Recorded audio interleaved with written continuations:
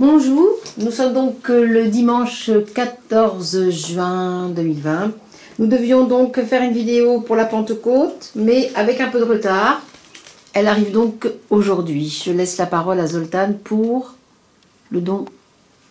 Alors c'est inspiration, don des langues, intellect agent et boisson du paradis. Donc voilà. Et ce livre donc que tu montres, c'est un livre. C'est René Guénon et c'est sans doute aperçu sur l'initiation, c'est sur le don des langues. Le don des langues, donc. Alors, en parlant avec une amie datant du HLM des frères voisins, donc Paris 15e, devenu artisan à l'ancienne, donc le fer, le verre, et en causant de cette Pentecôte commentée dans l'article de René Guénon, dit le vieux chat, il vient la pédagogie au sens noble, comme une application de cette descente de l'Esprit Saint, déjà commentée par Simone Weil dans ses pages portant sur la faculté d'attention. Donc Simone Weil, la mystique, je dirais presque la mystique catholique. Donc la pédagogie, faculté entre toutes divine, que ce soit de la part de l'élève ou celui du professeur, puisque fait d'un mouvement réciproque, de respect pour l'autre et d'amour de l'intelligible. D'où la question de l'ami, on va l'appeler Florence, de l'origine des idées, qui sont au départ une simple intuition, qui peu à peu se revêt de forme, à un grand effort, les anciens diraient à grand ahon, du mineur, donc qui cherche les pierres précieuses dans la montagne, au tailleur de pierre, ou du berger dégageant avec une pioche une source qui au départ n'est qu'un simple filet d'eau. C'est qu'il y a tout un chemin, bientôt une cascade entre l'idée et le verbe qui va mettre cette idée en vibration, que l'on peut comparer au moyeu et à la jante, au chemin et à la roue. Alors l'idée de roue, ça renvoie aux saisons de l'âme, puisque l'auteur de tel texte tant admiré avait peut-être, voire de toute évidence, bon tu lis un auteur, bon, tu vois bien qu'il a 20 ans quand il écrit, enfin, il écrit telle page, et il fait une phrase et on reste scotché dessus, parce que nous-mêmes, on a 20 ans ou 30 ans. En effet, et pour emprunter au langage symbolique, l'eau de la pure intuition se transforme naturellement en lait, puis en miel, en attendant le vin. Voici l'ivresse du mystique. Ou le délire de l'intello qui, en tout compris, tourne au cuistre, péremptoire, outrecuidant, en attendant de virer au parfait idéologue, au service de telle ou telle puissance que l'on voudra. Puissance ou influence, soft power, bientôt soft fascisme. Toute une tuyauterie, une pompe, qui va de l'instruction obligatoire, pas tout à fait gratuite, au journal, à la radio, à la spiritualité pour tiers incultes, bon, de l'Express au Point, de France Likoud à Paulo Coelho, de Don Ruiz à Dan Brown, indétectable au cerveau plat, gavé de pubs, gratté, c'est gratis, toute une vulgarité comme la musique, qualifiée d'industrielle, quantitative easing du néant, qui pèse lourd, car le néant, le vide, sont des forces qui parfois échappent à l'universel goujat, en plus russe le kham. C'est allusion au livre de Merezhkovski, l'avènement du kham. Le tyran, le mufle est plus que jamais ivre sous de ses propres paroles, du politicien à l'actionnaire, qui se veut prophète, visionnaire, sans jamais remonter à la source, au canal, certains diraient au channeling proprement infernal, des idées qu'il inspire, rejetant avec violence tout ce qui peut ressembler à un miroir.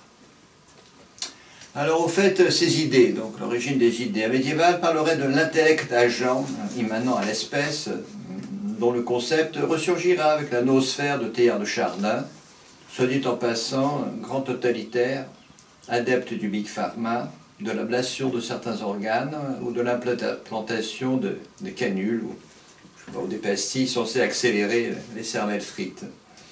En bonne voie d'androgynie bouddhique, pour parler comme la société théosophique, hideuse aïeule de toute LGBT. Pour revenir au Moyen-Âge, l'intellect algeur ressemble beaucoup au ciel, partant à la lumière, mais un peu moins aux objets éclairés par cette lumière, lesquels sont censés s'imprimer directement dans mon cerveau. Donc ce chat, cette rose, ce château, cette forêt. Sur cette folie circulaire, incapable d'expliquer comment un chaton acquiert l'idée de souris,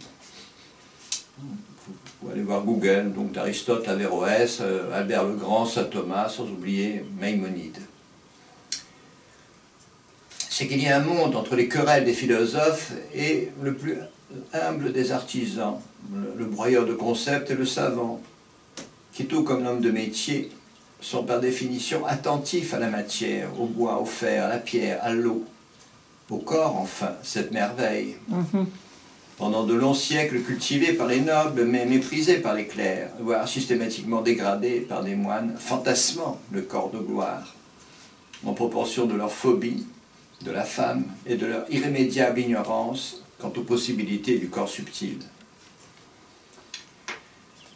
Dans un registre tout autre, l'eau comme élément sera pris comme réservoir des formes, d'où, déjà relevé dans les langues les plus hétérogènes, le lien entre l'eau et ce qui demeure indéterminé, donc sujet à interrogation. Par exemple en anglais, what et water, en arabe, ma et man. Enfin le M qu'il y a devant un certain nombre de... Par exemple, miftar, c'est la chose qui ouvre, fataha. Enfin en russe, vada, c'est l'eau, et vadich, c'est conduire. Et on peut rajouter à cette racine vidjet, qui est voir, parce que l'eau brille, même dans l'obscurité. De sorte, pour rester dans le symbolique, que le ciel sera bleu comme la mer, donc le monde subtil sera verte. Ce sont des façons de parler renvoyant au temps des mystères, celui où la sortie de la caverne ne s'obtenait qu'à Éleusis, qu'un gouffre sépare des dialogues de Platon. Bleu donc, c'est comprendre, prendre dans les filets des concepts, les poissons de la mémoire, de plus en plus profonde, abyssale. Voici les explorateurs du rêve jusqu'au sommeil profond où je disparaît et pourtant on joue, oubliant tout du moi. Sommeil profond minéral où s'accumule toute la mémoire ancestrale. Il y a une analogie profonde entre les coquillages calcaires, les nappes phréatiques filtrant, purifiant l'eau dans le silence, la paix, l'attention, qualifiée de distraite, aux petits riens. Et ces petits riens sont en fait autant de portes, dont l'une pourtant, un soir ou un matin, s'ouvrira, engloutissant, n'est-ce pas? Engloutissant. T'obligeant à renaître sous forme d'oiseau, de loutre ou encore de serpent, pour le pervers, l'actionnaire, sous forme de bacille ou d'amibe. Car nous pouvons vous faire passer par des formes que vous ignorez, bon, là on cite le Coran, comme ce rien qui devient porte, demande de citer le sorcier. Donc, ça c'était dans ce chapitre-là.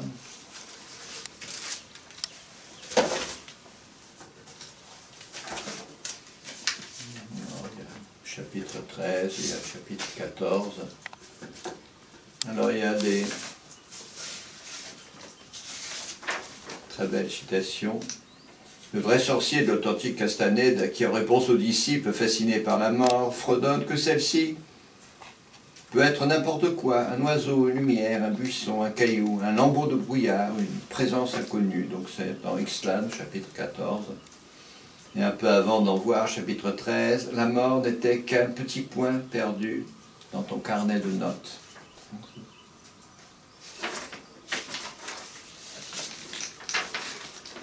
Pour revenir à la Pentecôte, aux langues de feu de vos icônes, il est urgent de comprendre non seulement que tout homme est otage de ses actes, ce qui relève d'un bouddhisme encore très extérieur, mais que ces actes, ces objets sont doués d'une mystérieuse gravitation.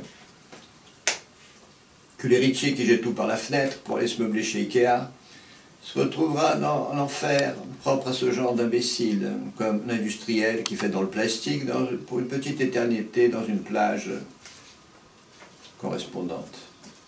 En vous souhaitant donc de faire provision de ces terres rares que sont la probité, le dévouement, la modestie, le travail bien fait. Peut-être quelques questions. D'accord, oui, sûrement. De nombreuses questions aujourd'hui. Donc, la première, ce serait donc sur le passage de l'idée au sens céleste à l'intuition cherchant à se revêtir d'une forme, bientôt de toute une série de formes. Alors certains vont expliquer ça en cherchant la nouvelle mystique des quanta, sorte de nouveau prêt-à-penser du tiers inculte. Là, tu vas te faire des amis. Hein. Oui, ben, il est bon d'insister sur ce que les idées au sens humain terrestre se forment en nous d'une façon tout autre que les ondes concentriques de la physique ou la pierre qu'on jette dans les temps, au sens de liquide parfaitement homogène, ça passe complètement à côté du mystère de la mémoire. Cette formation, peut-on parler de leur évolution? Et quelle image donner de ce processus qui à chaque instant rajoute une couche de mots, sans parler des sentiments? Alors cette formation, on pourrait la comparer à une plante. Pour un géomètre... Autre genre de poète. Oui, pour un géomètre, ce serait plutôt une spirale. Mais celle-ci a au fait de se transformer en labyrinthe, de sorte que du point de vue de l'historien des idées, on arrivera à quelque chose qui ressemble au travail du géologue ou encore de l'archéologue, ce qui demande chaque fois de prendre une très grande distance avec la mince couche de terre arable propre à notre génération. On peut alors, en filant la métaphore, comparer les couches sédimentaires ou calcaires à tout ce qu'on peut encore extraire et modifier et réutiliser, contrairement aux magmatiques mésopotamiens, égyptiens, encore produits par l'Amérique centrale ou andine, avant la découverte. De même qu'un archéologue creusant les fondations d'une ville, en tant que type de savoir, est amené à distinguer un certain nombre de niveaux. Donc l'histoire des machines renverra celle des outils, en plus marxiste, à l'expropriation des artisans par les marchands, parce que ce sont les artisans qui ont créé les outils. Comme l'histoire de la philo renverra à celle des idées, des croyances religieuses, entre sociologie et urbanisme, art et science. Alors là, j'ai découvert chez mon beau-père, c'était du temps où il y avait des Américains cultivés, donc on est en 1961. 1961. Alors, il montre en fait ce que c'est qu'une ville, et qu'une ville elle-même est un langage. La cité à travers l'histoire. Et c'est monsieur Lewis Mumford. Donc 1961. Et même, il taille un short à Platon et à Socrate, vu par Platon, parce qu'après tout, on ne sait pas ce que disait Socrate. Donc il y a toute une histoire des idées, donc par exemple, enfin une histoire des arts. La musique, ça renvoie à l'histoire des instruments, et l'histoire des peuples. Et les instruments de musique, c'est l'histoire des peuples. Et l'histoire des peuples, c'est la géographie, qui est la mère de l'histoire, donc qui est elle-même la mère de tous les conflits. J'aurais une autre question qui est une question de Mokoko, donc, qui est un de nos correspondants. Donc cette notion d'intellect agent, à quoi correspond-elle vraiment du point de vue traditionnel? Alors vraiment, alors comme je vous disais, bon, déjà il y a l'article de Guénon, dans le petit recueil aperçu sur l'ésotérisme islamique et le taoïsme. Bon, alors il y a Erruch, c'est sur l'esprit. Faut que je fasse un zoom? Oui, oui, que les gens voient, bon, c'est déjà... C'est déjà, tu dis? Bon, voilà, ouais. C'est un article de Guénon dans un petit recueil. Alors à quoi ça correspond vraiment? Des tas de choses, quoi. Donc, parce que intellect agent, c'est une notion grecque, donc c'est Aristote, ça a été filtré par l'arabe, ça s'est combiné au Moyen-Âge juif et surtout chrétien, avec une question de théologie, pour le moins paradoxale, à savoir la nécessité pour le croyant de se servir de son intelligence pour mieux adorer Dieu, plus quelques prises de bec sur l'immortalité de l'âme. Mais alors pourquoi tu dis paradoxal? Pourquoi? Parce que si Dieu transcende toute forme de logique, sauf pour René Guénon, bon, c'est un coup de patte, La raison humaine, elle semble fondée sur la logique. Et pourquoi semble? Parce que la logique, comme l'espace, le temps, le nombre lui-même, n'existe que par l'ontologique, je veux dire ce qui est, le cosmos, les êtres, les choses. Voilà, par exemple, quand bien même ton regard descendrait jusqu'à un tas de graines, un tas de graines c'est le dénombrable pour un mathématicien. Il demeure que tel nombre de graines peut se diviser en tas égaux, et un autre on ne peut pas. Ça s'appelle l'énigme des nombres premiers. Voilà. Premier, c'est-à-dire en fait indivisible. Ils sont parfaitement indivisibles. Voilà. Et tout ça, ça part d'un tas de graines. Tu vois, on peut faire ça avec un bon pédagogue, il arrive avec des jolis haricots rouges. Et il dit, bon, est-ce que ce taille... Et pour revenir à la première question, alors sur les fondements traditionnels, entre guillemets, Karine n'ose pas dire scripturaire d'intellect agent. Alors c'est en fait, on en a déjà parlé de cette sourate 96, Surato Alak, qui est faussée par des siècles de théologie obtuse. L'homme, comme on disait, est un animal qui est redressé par l'intelligence. Voilà, ça c'est l'animal. Tu vois ma main? Oui, normalement ça devrait être pas mal, je peux bien rapprocher un peu. L'animal est horizontal, quoi, c'est un bas. Et cette vie, elle est redressée. Ça devient un alif. Ce qui redresse, donc, c'est le fait que, voilà, cet animal redressé par l'intelligence, c'est un bas très horizontal devenu un livre très vertical, puisque sa bouche sert à parler, non pas à prendre, et ses mains à façonner des objets. D'où l'homophonie entre le lacet du piège et l'intelligence, l'akl, faculté par laquelle l'homme tout à la fois s'attache et se détache de Dieu. Parce qu'on peut enfoncer le clou dans cette sourate. Il est question du kalam, qui est la plume, il est question du savoir qui en découle, il est question de la transgression. Est-ce que ça a un rapport quelconque avec une adhérence et un sang coagulé? Alors ce genre de traduction qui remonte à des siècles, ça veut dire que déjà il y a des siècles bien tarés. Alors il y a aussi une homophonie en acre. Bon, la résine c'est ikre, bon, parce que aussi elle s'attache avec un kaf, quoi. Mais voilà, les dents, c'est un symbole classique du Fourcan. Le rat chez les Égyptiens, et Saint Apolline chez nous, bon, parce que Apollon, quoi. Le rat chez les Égyptiens, il choisit ce qu'il y a de meilleur dans les graminées, donc c'est un symbole d'intelligence. Et la résine, c'est aussi un baume d'incorruptibilité aussi, oui. Et enfin, toute cette notion, toute cette philosophie sur l'intellect agent, en fait, ça renvoie à la création de l'homme, à commencer par cet Adam qui est rendu capable de nommer. Adam peut nommer les choses, les êtres, voire davantage, ce qui implique que cette argile pétrie de sang, parce qu'Adam, c'est ça, c'est un être biologique, il a été rattaché aux modèles antérieurs, fait d'énergie et de psychisme. Bon, disons que les êtres antérieurs, ce sont des djinns. Fidèles ou infidèles, les djinns? Alors, on avait déjà souligné cette question. En tous les cas, ils sont très humains, parce que des simples animaux ne peuvent pas désobéir à Allah. De sorte que cette capacité de transgression fait en quelque sorte partie de l'humaine nature. Au fait, alors, cette immortalité de l'âme, quel rapport avec l'intellect agent?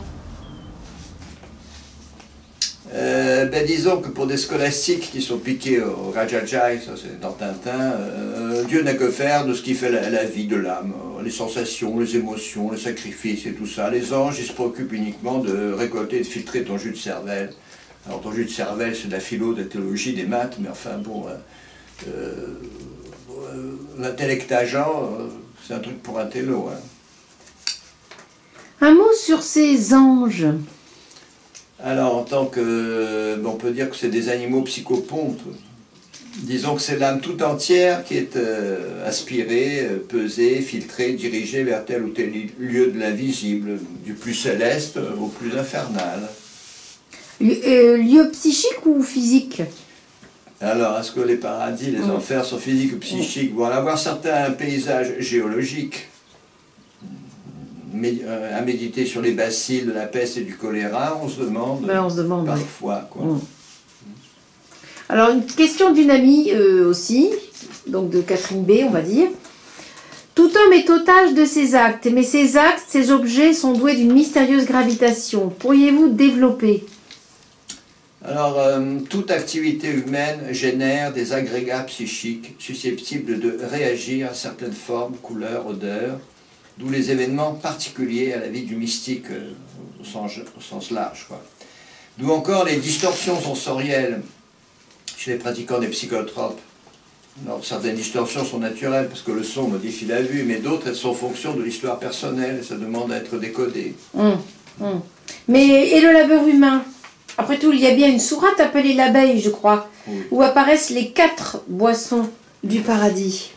Oui, alors la sourate 16, l'abeille, bon, 1668, alors c'est pas tout à fait, parce que dans cette sourate, il y a toute une périphrase pour éviter le mot vin, il y a tout un détour pour expliquer le mot miel, mais les mots n'y sont pas. Les mots, ils sont dans la sourate 47, dite Muhammad, en tant que boisson du paradis. Mais cela n'a rien à voir avec l'activité philosophique au sens propre du terme. Comme nous l'expliquions au début, le corps, quantité négligeable pour ces parfaits profanes que sont les gens décultivés, et toute autre chose pour un savant, ou encore un mystique au sens large. Précise tes catégories un peu, peut-être là. On va préciser. Préciser, oui, si tu peux. Alors disons que le philosophe, le théologien, le moine du genre intello, quoi, Thomas, Eckhart, Bonaventure, j'avais oublié Albert le Grand, ils auront beaucoup de mal à réaliser que le corps, qui est un prodige, une merveille, est en fait la mère ou la matrice de l'âme. Et parce qu'un enfant s'agrandit, il acquiert petit à petit le langage, tout ça se forme.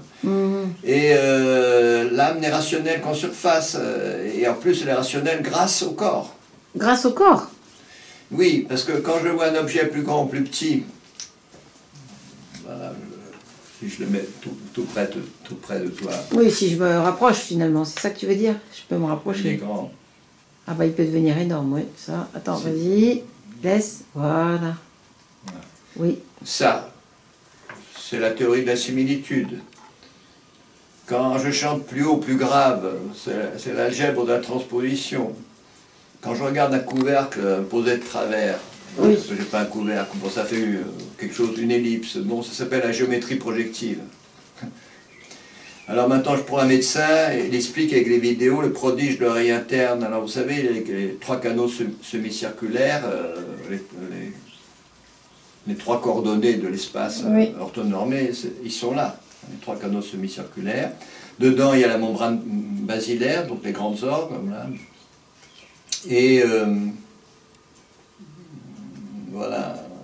Donc en fait, dès qu'on a des personnes, notamment de l'artisan scientifique, comme dirait Revel, alors j'adore celui-là, alors il est d'une férocité.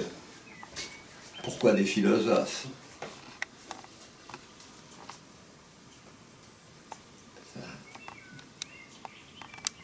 C'est de Monsieur Revel, c'est ça? Mais à la limite, pourquoi des théologiens? Voilà. Alors, donc, on continue sur les questions? Oui, oui, oui. Bien, bien, on continue. Alors, donc, mais là, tu parles du corps tel que révélé par la science moderne, en fait. Oui, il y a une révélation, il y a une redécouverte à la fin du cycle de tas de choses qui étaient perdues pour les gens de la petite Antiquité classique. Par exemple, on a redécouvert les psychotropes. On a compris que le rôle des psychotropes bien avant les monothéismes. Donc les monothéistes classiques n'avaient aucune idée des plans de pouvoir, pour parler comme le sorcier. Et ils se sont mis à raisonner à plein tube sur l'âme, l'intellect, l'agent, la théologie mystique, en entendant les sorcières. Mais alors, ces boissons du paradis, alors, un rapport avec les plans de pouvoir? Oui, et même ça a un rapport avec le corps de gloire, dont la théologie mystique assourdit ses fidèles, quoi. Alors, développe voir, mais peut-être pas trop vite. Bon. Qu'on ait le temps d'assimiler un peu. Je vais mettre celle-là par anticipation. Par anticipation, ok. Bon, je la laisse alors. Donc, les prophètes de l'Ancien Testament, donc on avait déjà abordé, mais c'est bien de le redire. Les prophètes de l'Ancien Testament, les dieux de la mythologie grecque, étaient comme les taoïstes entre le chaman et le yogi. Mais cela a vite dégénéré en magie noire, africaine ou tibétaine. Alors les débuts de Milarepa, c'est pas très édifiant. Et c'est cette dégénérescence des anciens pouvoirs on appelle ça le péché originel. Il demeure pourtant, dans le corps lui-même, une échelle pour accéder à d'autres degrés de réalité. Et cela devient les 7 sceaux répartis en 4 niveaux, d'où Yahvé ou Allah en 4 lettres. Mais ce mystère est en lui-même indépendant des filtres de la culture. Même de la culture religieuse? Je dirais surtout de la culture religieuse. Les passions sanguinolentes des Espagnols seront toujours pour un grec orthodoxe de l'idolâtrie mêlée de quelques diableries. Mais ce n'est pas si simple. C'est pas parce qu'une bergère voit un ange avec des plumes que c'est pas un ange. Et à propos de superstition, n'est-ce pas, comme le remarquait je ne sais plus quel anthropologue, le fait que les Indiens d'Amazonie récupèrent des fins décoratives, des fils et des ampoules électriques. Bon, alors ils récupèrent, évidemment, il n'y a pas d'électricité. Ça prouve rien contre l'existence, donc, de l'électricité et donc de la science qui est capable de. Voilà. Alors, en fait, on était parti du don des langues et j'ai vu que tu as noirci quelques pages sur la façon dont la tradition aurait pu nommer, chiffrer, ranger ces boissons du paradis. Est-ce que tu peux avancer un peu encore la poule parce qu'elle mange un peu l'image, ou retirer ton image? Voilà, oui, vers la droite, doucement, oui, c'est parfait. Alors, en fait, tout part de l'eau. L'eau, c'est 40, enfin 41, parce que ma 40 et 1. Là, c'est 32, 50, ça c'est 70, 60, 30, 600. 40, 200. 200, oui. Alors, j'ai gardé mon vieux trait du poing, et là, c'est voilà, c'est le courant des formes, quoi. Alors, au départ, tu as le courant des formes, l'eau, quoi. Puis tu as le lait, puis tu as le miel, puis tu as le vin. Alors, bon, dans la sourate 47, ils sont nommés, mais dans la sourate de l'abeille, il n'y a que ces deux-là. Alors, qu'est-ce qu'on peut dire dessus? On peut remarquer que les 3 premiers, c'est 1, 2, 4. Quoi. Si on enlève. Quoi. 1, 2, 4, c'est 7.